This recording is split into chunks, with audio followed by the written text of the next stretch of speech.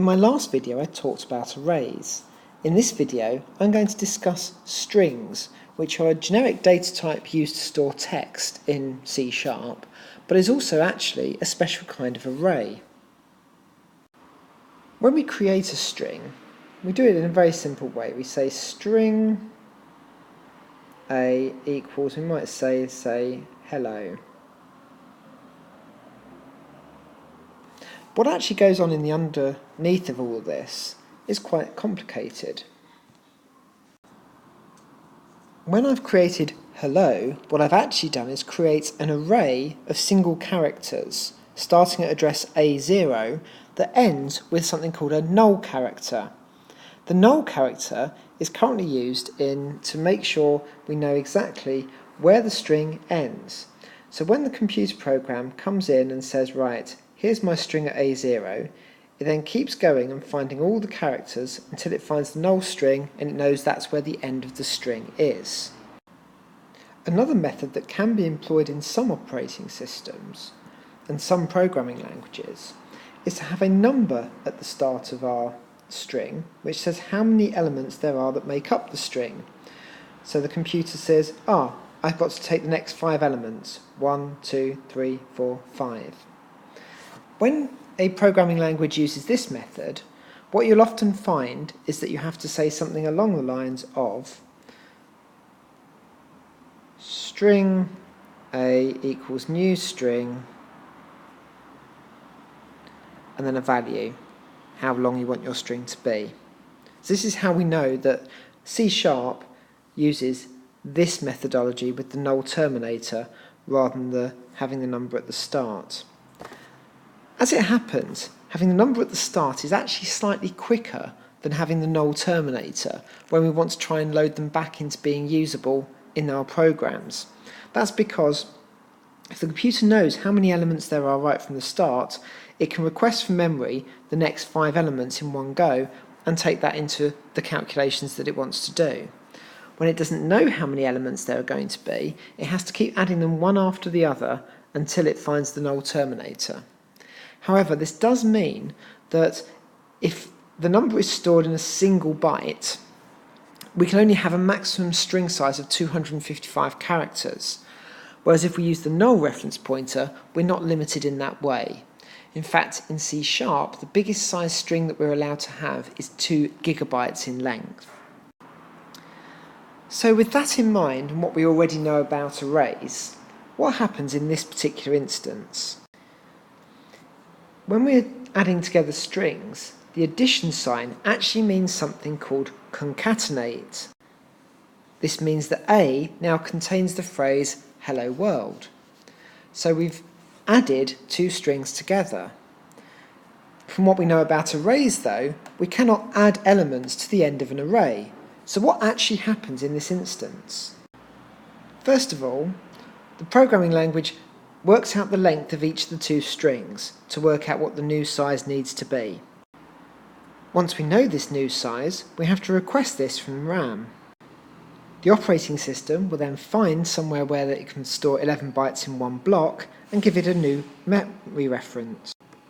Now it knows the memory reference, it has to copy both strings into this new space, remembering to add the memory offset when it copies string B. Once the new 2 strings or 2 arrays have been copied into the new array, obviously we've got in our code A equals A plus B. Now A refers to the memory reference which we store the word hello in. What we're going to have to do now is actually destroy the area of memory that A is stored in and now point A to A0. As you can see, this is quite a convoluted route just to add 2 strings together, and it's one of the reasons that this is actually a very computationally expensive process. If you are adding strings together a lot in a program, you will find that it takes a lot longer to load up than if you use something like an array that's already big enough to fit all the characters in, or a string builder, which is a control that I will talk about in a later video. Now, you may be wondering, how can text actually be stored in RAM anyway, when all RAM can store are 1s and 0s? Well, In the same way as we use number patterns for storing integers, etc. So for example, just using 4 bits at the moment, that would equal the number 0. That equals the number 1. That equals the number 2, and so on. So we store our numbers in binary in order to convert them then back into decimal when we have to show them on the screen. How can we do the same thing with characters?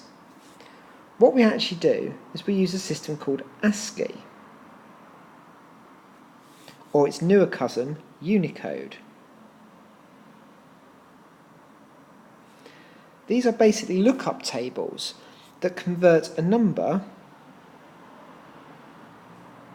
into a character. When we're using ASCII, we actually only need 7 bits, but we save it as 8 bits for our number that we store. When we use Unicode, we use double that, 16 bits. To make sure that both of them are compatible with each other, Unicode came after ASCII. If we've got our ASCII code of 65, which is our capital letter A, the Unicode equivalent has the other byte that makes up the 16 bits as a 0, so they are completely compatible. The reason we have Unicode is because ASCII alone can only really deal with the alphabet that we use here in Western society. Things like Russian and Chinese, etc. The number of characters that they have means it's very difficult to fit it into just the 255 character space that we have within ASCII. And as I say, in actual fact, we actually only use 127 of those values for our ASCII alphabet. When you have an entire 16 bits, we actually have 65535 bytes available to ourselves. Well, that's the maximum number, so it's actually got a 6 at the end. 65536 different items that we can have in our alphabet. And what we can do is actually set as one of these bits which alphabet we're using. In that way, we can actually have a huge number of different alphabets all stored in one file format or one memory format. Unicode is one of the reasons why emojis have become so popular, because by having so many more spaces available to store representations of characters, we've been able to create things like emoji alphabets. There are various different functions we can perform on a string, but I'm going to save these for a later video. At the moment, these videos are talking about the data structures themselves rather than the different items that we can apply to those structures.